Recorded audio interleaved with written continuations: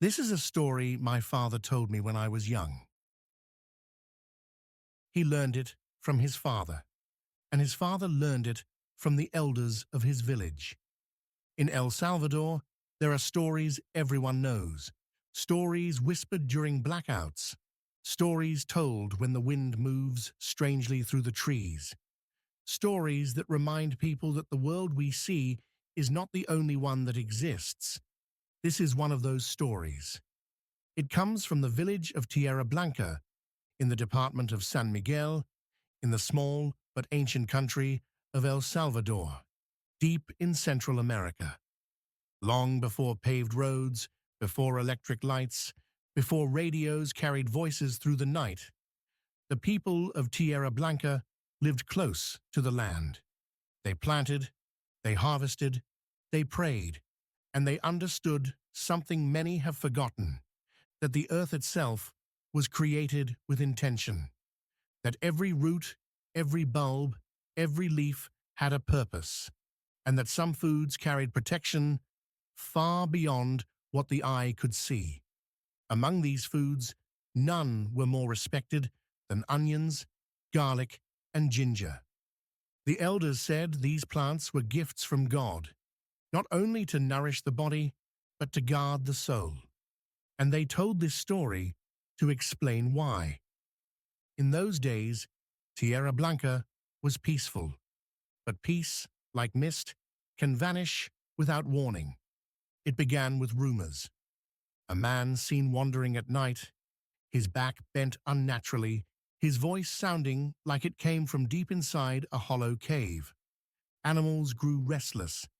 Dogs refused to bark at him. Chickens stopped laying eggs. People said his eyes glowed red in the dark. Others said his fingernails had grown long and black, like claws. At first, no one believed it, until the attacks began. The man would appear at the edge of the village at dusk. He screamed in languages no one recognized. He tore through fences with bare hands. He chased people until they collapsed from fear. Some said he moved like an animal. Others said like something worse. No blade harmed him. No prayer spoken aloud reached him. The elders knew. This was possession, not sickness, not madness, but something invited in. The possessed man's name had once been Tomas Calderon. Before all this, Tomas had been ordinary. A drinker, yes, a gambler, sometimes, but human. 2 months before the terror began, Tomas had gone to a bar near the edge of San Miguel. There, he met a stranger, a cloaked man who never removed his hood. A man with eyes red like burning embers. A man whose fingernails curved like talons. The stranger offered Tomas a drink. Not liquor, something darker.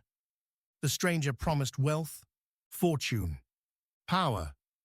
Tomas drank, and from that night forward, he was no longer alone in his body. Back in Tierra Blanca, fear ruled. People locked doors at sunset. Mothers pulled children close. Candles burned all night. Until one evening, God placed another man on the same path. His name was Mateo Hernandez. Mateo was an onion farmer, a humble man, a faithful man. Every morning before sunrise, Mateo prayed, then worked the soil with his hands. That day, Mateo had harvested a full sack of onions. Large, white, freshly pulled from the earth, their scent strong and sharp. The elders always said onions carried truth in their smell. That evil could not tolerate them. As Mateo walked home, along the dirt road, the sky darkened faster than usual. Then he heard it, a growl, low, unhuman. Mateo froze. From between the trees, Tomas emerged. His body twisted, his eyes burning red, foam dripping from his mouth. Mateo ran, but the possessed man was fast. With no other choice, Matteo dropped his sack of onions and climbed the nearest avocado tree. He climbed until his hands bled, until he could climb no more. Below him, Tomas stopped. He sniffed the air, and then something strange happened. The demon inside Tomas reacted. It screamed. The smell of the onions filled the night. Tomas attacked the sack. He tore it open and began to eat. One onion, then another, and another. He consumed them whole, raw, violently.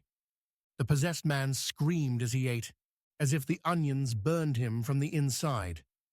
Matteo watched from the tree, frozen in terror. Hours passed. The moon crossed the sky. Tomas continued. As each onion disappeared, his screams grew weaker.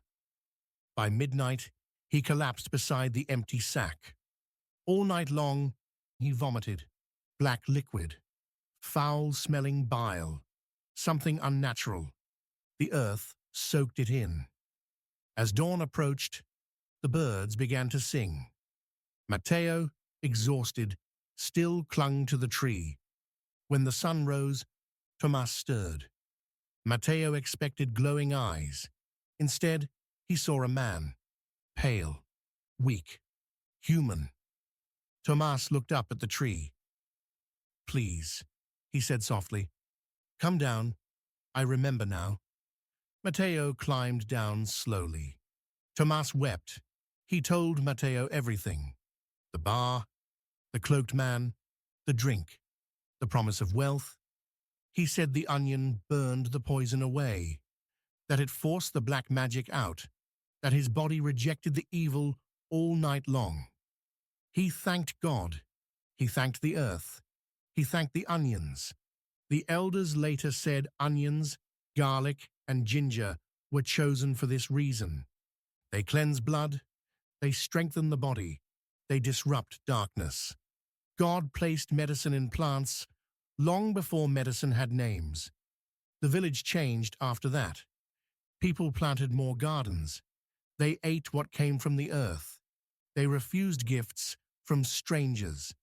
They warned their children that witches and wizards still walk the world, that necromancy exists, that not all gifts are blessings, and that health of the body protects the soul. To this day, in Tierra Blanca, people say onions protect the home. And some truths, once learned, never fade. Sleep well.